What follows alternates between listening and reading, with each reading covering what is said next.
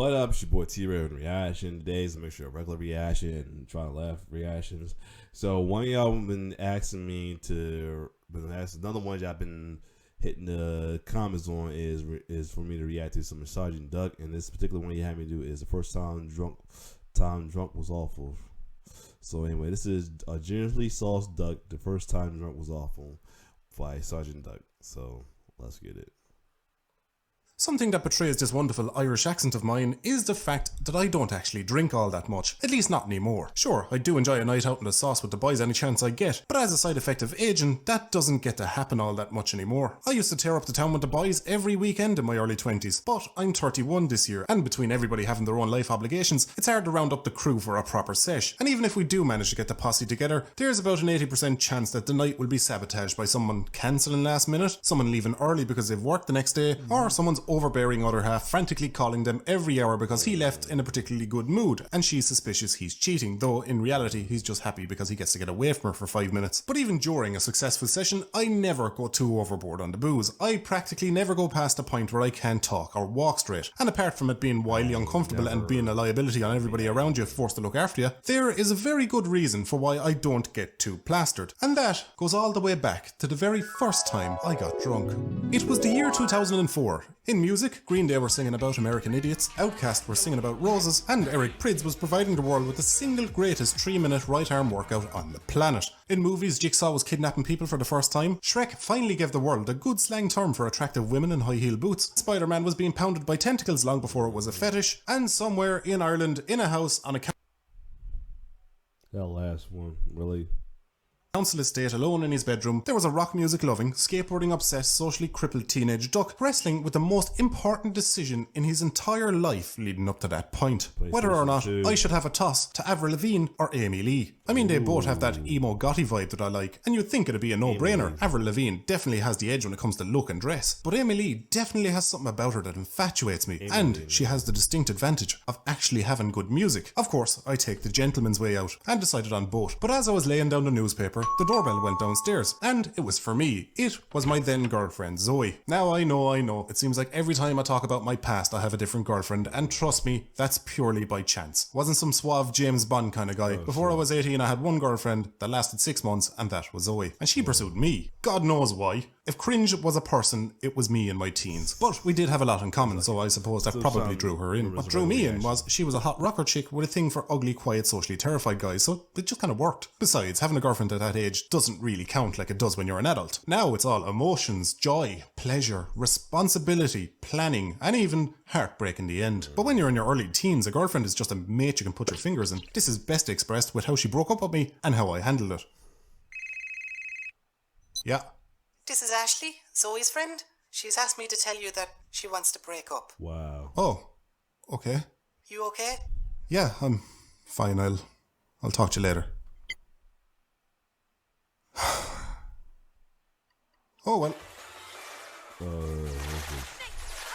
So anyway, back to the story. Zoe had called around so we could hang out to mark the occasion. What occasion, you might ask? Well, it was good old Ducky's 14th birthday, and her and a friend Andrew we went to meet up with had gotten me a present. Now, if there's one thing you need to know about Andrew, this kid was an absolute master at thieving. A true talent for stealing if ever there was one. He could rob the lube off your Johnny and come back with a whisper in your mouth. But mostly he just stole sweets from a local shop. But seeing as it was my birthday, he decided that he was going to be a bit more adventurous and whipped out a bottle of vodka he somehow managed to pilfer from the local Savage Value. So with me overjoyed, we headed to our normal hangout spot, which was a flat dirt area behind a wall, mixed the vodka into a 2-litre bottle of Coke and had at it. Now, given it was my birthday and I was bigger than both Zoe and Andrew, I was given the lion's share of the booze. We knew bigger people could drink more, so that was our reasoning. But what we didn't know is that only really applies when you've already built up some sort of tolerance. So flash forward an hour or so later. Andrew is drunk, but still otherwise grand. Zoe turned out to have a really good tolerance, so she was perfectly fine. And me, well, I was absolutely actually okay. Definitely a bit drunk, but I was still functional and coordinated. Now, it was getting late in the day, and Zoe and Andrew had to go home, so we headed out. Given that the hangout spot was close to my house, I'd always walk Zoe home to the other side of town, and then I would walk myself back home. Andrew's place was on the way to her, so we parted ways with him there and continued on just the two of us. We walked for a bit until Zoe noticed I started to lag behind her. Curious, she turned around to tell me to catch up and notice something. I was no longer functional and coordinated.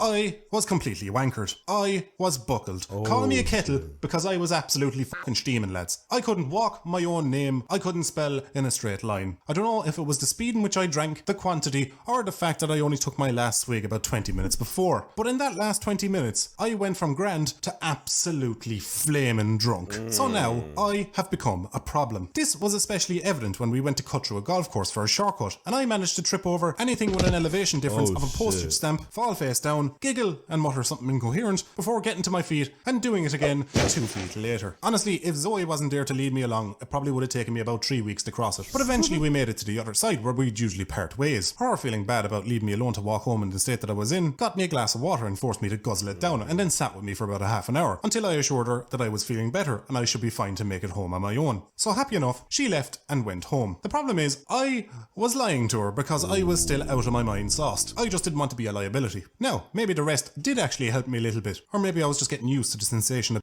Y'all see the graffiti on the right side, really. being drunk. But whatever happened, my legs had actually come back to me a little bit, so I could walk a little bit easier. But I'm still wobbling, muttering and giggling to myself like a maniac. So I made my way down through the golf course and headed towards home. Now, here is where the real fun begins. I had to stop to take a lash behind some bushes, but my jeans were a little bit tight on my waist. And with the drink in me, I had all the strength of a pensioner, so I couldn't do something very vital. No, not open the button of my jeans, but close the button of my jeans. I tried and I tried, but for the life of me, I couldn't get the button closed. I simply didn't have the strength to pull the hole close enough to even try push the button through. Now, right here, there is a complete blank spot in my memory. I don't know what happened in between, but next thing I know, I find myself sitting in front of a local takeaway about 5 minutes from my house, still trying to close the button on my jeans. I must have walked the whole way I know that ain't what I think that is in that store. across town wrestling with my jeans, or maybe they were just around my ankles. Honestly, I don't know. Suddenly a car stops on the road in front of me and I hear, "Hey, ducky." Well, this isn't good, because who do I look up and see? Only my older brother. I don't know if somebody spotted me wobbling down the town and rang him, or he just so happened to be driving by and saw me, but regardless, he can see I'm very obviously buckled, which means I'm about to get a bollocking. He gets me into the car and takes me home, interrogating me the whole way on the how and the why. At this point, my memory's kind of coming and going. I do remember when we got home, I tried to start a fight with my older brother, which I haven't mentioned is about 6 years older than me, and at the time worked in security, so that went about as well as you'd expect. Big fucking... I'm gonna beat you up. I'm gonna beat you up.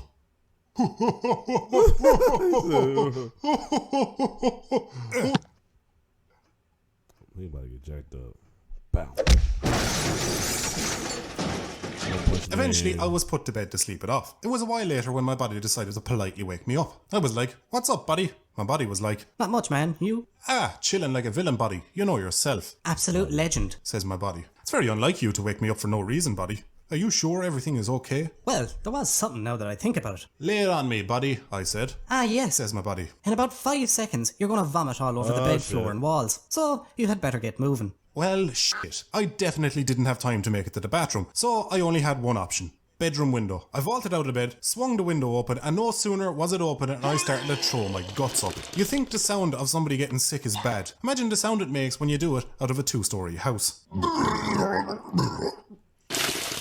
Eventually, after the entire contents of my stomach, a lung and a couple of kidneys were vomited up, my stomach settled and I climbed back into bed shaken and miserable, but thinking, at least the worst of it's over now. Some time passes and I snap awake once again in the early hours of the morning. It was about 3 a.m. What is it now, body? Well, Says my body. do you hear that noise?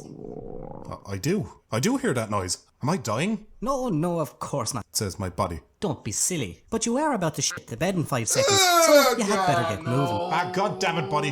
I had considered the window again, I won't lie. But I knew I was going to have to be the one to clean it up in the morning, and we didn't own a hose. So coming to the conclusion that shitting myself would be way less hassle than trying to scrub a streak of shit off the front of a white pebble-dashed house, I took the risk and ran for the toilet. Thankfully, I just made it, and spent the next while shitting my guts out. Problem was, it was one of those doses that when you think you're done and you go to get up, you get hit with cramps immediately again. So I just stayed there miserable with my eyes closed, my arms folded and my head resting on my lap, bracing through the cramps. But after what felt like an eternity, the cramps eventually subsided, and I was confident I was done. So I lifted my head and noticed something. Bathroom light was suspiciously bright.